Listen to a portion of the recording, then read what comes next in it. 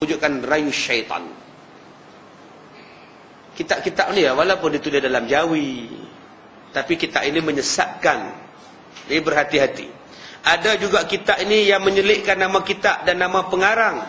Ada yang nama bukunya saja, nama pengarang tak ada. Seperti kitab Bayanun Alfun, nama kitab ada, penulis tak ada. Ataupun menyebutkan nama kitab dan nama pengarang, dipanggil sebagai kitab Majmu' al-Asral li ahlihil ahyar, li ahlihil atayar, dan nama pengarangnya Muhammad Nafis. Berikut kata-kata yang dipetik daripada kitab Majmu' al-Asrar yang diharamkan.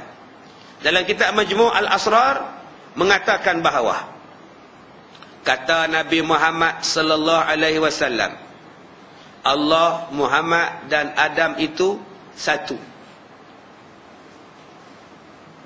Ni, Allah, Muhammad, Adam satu.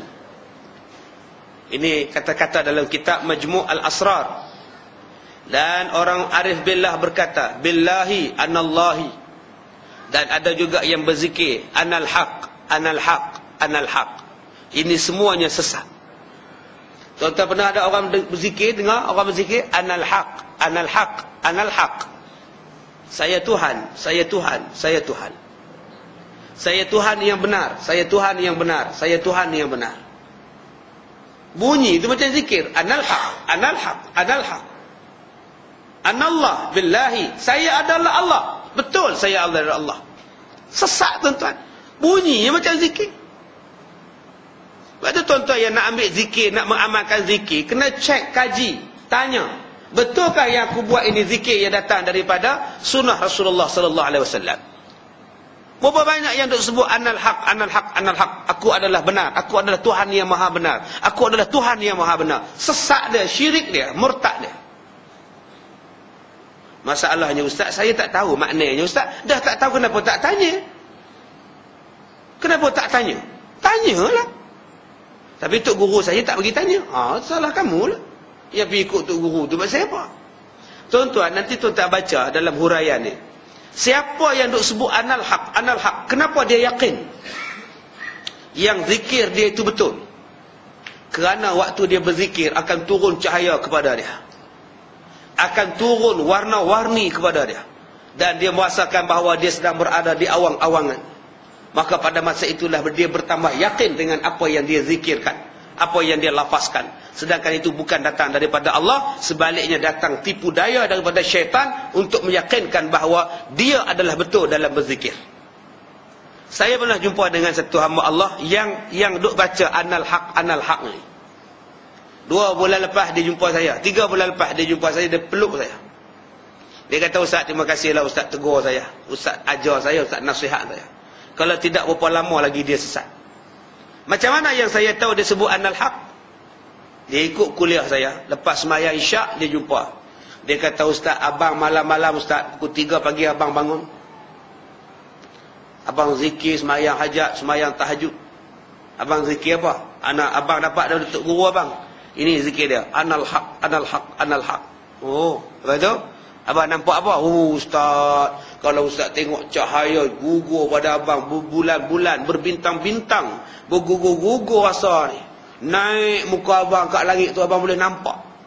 Oi, subhanallah, hebatnya. Memang ustaz, abang malam-malam itu ustaz, anal haq, anal haq. Inilah ustaz, beribu kali abang sebut. Tu nampak siapa lagi? Yang naik di atas tu, gambar saya ada tak? Saya tanya dia. Tak ada lah setakat ni, tak ada lagi lah. Tapi abang akan buat juga, kok nama ustaz naik juga. Dia ni kalau lagi 3 bulan, kompong gila. Sesat tu. Saya baca hadis ni. Abang faham tak anal haq tu apa? Ana, saya. Al-haq, sifat Allah, nama Allah yang maha benar. Saya yang maha benar, saya yang maha benar. Maknanya abang sudah mengaku sebagai Tuhan. Ustaz dia kata yang bagi dekat abang ni tok guru. Tok guru kan tok gurau? Kan tok garu yang bagi? Jangan cepat sangat panggil tok guru. Siasat dulu. Saya kata kalau abang tak buang tu, abang sesat. Lama baru dia nak buang. Dia duduk berdebat, dia tanya orang lain pula, barulah dia tinggal. Kemudian dia pencen, dia tak duduk dah tempat saya tu, dia pergi tempat lain. Bila saya pergi ceramah di tempat dia baru-baru ni, dia mai jumpa. Dia kata dia tak buat dah apa, dia buat doa anal haq, anal haq, anal haq. Semuanya itu benda yang sesat, dia tak buat. Dia kata, alhamdulillah Ustaz. Sekarang saya zikir ada matan daripada Nabi. Yang ada Nabi buat, zikir yang Rasulullah buat, zikir Asmaul Husna dan sebagainya. Selain itu mereka membawa dalil-dalil yang rosak. Fasid itu maknanya rosak, yang merosakkan akidah yang benar.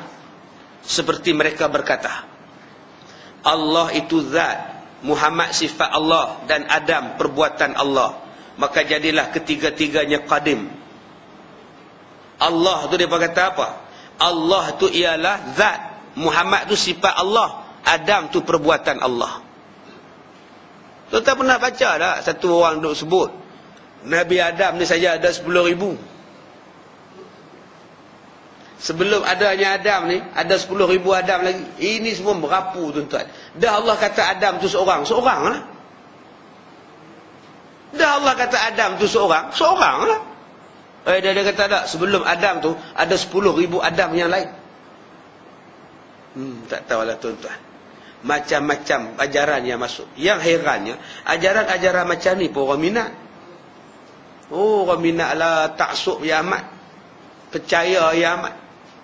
Tak apa benda yang merasuk dia sampai boleh hilang kepercayaan. Sampai dia ambilnya taik kambing, digelitir-gelitirnya jadi bulat, makan, lega. Taik kambing pun dimakan. Dah Tok Guru tak lega.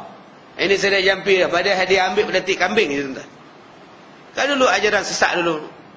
Ya anak-anak murid dia pakai kutik lah, taik kambing telan, ma'jun. Tok Guru dah jampi dah. Subhanallah. Tiap-tiap hari makan taik kambing jadi apa? Jadi benarlah hati makan benda kotor.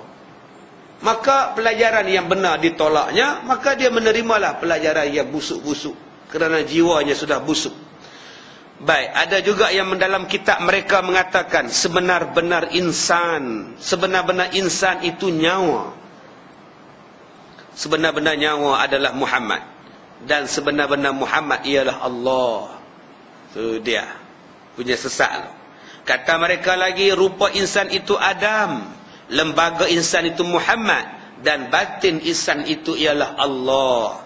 Selanjutnya kata mereka, sebenar-benar insan itu Muhammad, sebenar-benar Muhammad itu insan, sebenar-benar insan itu rahsia, dan sebenar-benar rahsia itu wujud Allah Ta'ala. Maka inilah muraqabah zat yang dicari, iaitu mencari benda rahsia. Sebab tu apa benda ni nak buat, dia cari rahsia. Rahsia semayang, rahsia puasa. Pasal dia nak cari rahsia, kononnya pada rahsia itu ada sifat Tuhan. Sedangkan kita orang beriman ni, kita bukan mencari